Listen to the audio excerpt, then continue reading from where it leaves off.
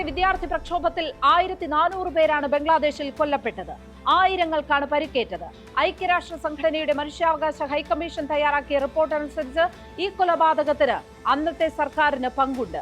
സർക്കാരിലെ ഉന്നതർ, അന്നത്തെ ഭരണകക്ഷിയിലെ തീവ്ര നിലപാടുകാർ, ഇന്റലിജൻസ് സംവിധാനങ്ങൾ എന്നിവ സംയുക്തമായി നടപ്പാക്കിയതാണ് കൂട്ടക്കൊല എന്നാണ് ഐക്യരാഷ്ട്ര സംഘടനയുടെ റിപ്പോർട്ട് പറയുന്നത്.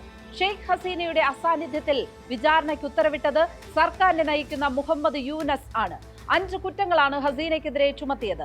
പ്രകോപനപരമായി പ്രസംഗിച്ചു, പ്രതിഷേധക്കാരെ അമർച്ച ചെയ്യാൻ മാരകായുധങ്ങൾ ഉപയോഗിക്കാൻ നിർദ്ദേശിച്ചു, അബു സയ്യിദ് എന്ന വിദ്യാർത്ഥി നേതാവിനെ വെടിവെച്ചു കൊന്നു, ധാക്കയിൽ 6 പ്രതിഷേധക്കാരെ വെടിവെച്ചു കൊന്നു, അശൂലിയയിൽ 6 പേരെ തീവച്ചു കൊന്നു എന്നീ കുറ്റങ്ങളിലാണ് ഹസീനയെ വിചാരണ ചെയ്തത്.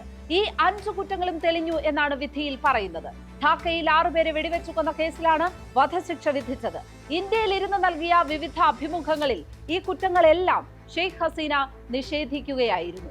ഇപ്പോൾ ഭരണം നടത്തുന്നവർ തന്നെയാണ് പ്രക്ഷോഭങ്ങൾ ആസൂത്രണം ചെയ്തതെന്നും കൊലപാതകങ്ങൾക്ക് കാരണവും എന്നായിരുന്നു ഹസീനയുടെ നിലപാട്. പ്രക്ഷോഭം തുടങ്ങുമ്പോൾ സർക്കാർ പൂർണ്ണമായ സ്വാതന്ത്ര്യം അനുവദിച്ചിരുന്നു. ഏത് മാർഗത്തിലും സർക്കാരിനെതിരെ പ്രക്ഷോഭം നടത്താൻ അനുവാദം നൽകുകയും ചെയ്തിരുന്നു.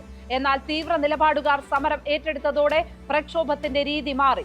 വിദേശത്ത് നിന്നുള്ള സഹായത്തോടെ ആയിരുന്നു ആ പ്രക്ഷോഭങ്ങൾ. വിദേശത്ത് നിന്ന് കടത്തിയ ആയുധങ്ങൾ പ്രക്ഷോഭകാരികൾ ഉപയോഗിച്ചു. മുഹമ്മദ് യൂനസും ഒപ്പമുള്ളവരുമാണ് പ്രക്ഷോഭം നടത്തിയത് എന്ന കാര്യത്തിൽ തനിക്ക് ഒരു സംശയവും ഇല്ലെന്നും ഷെയ്ഖ് ഹസീന ഇന്ത്യയിലെ വിവിധ മാധ്യമങ്ങളോട് പറഞ്ഞു.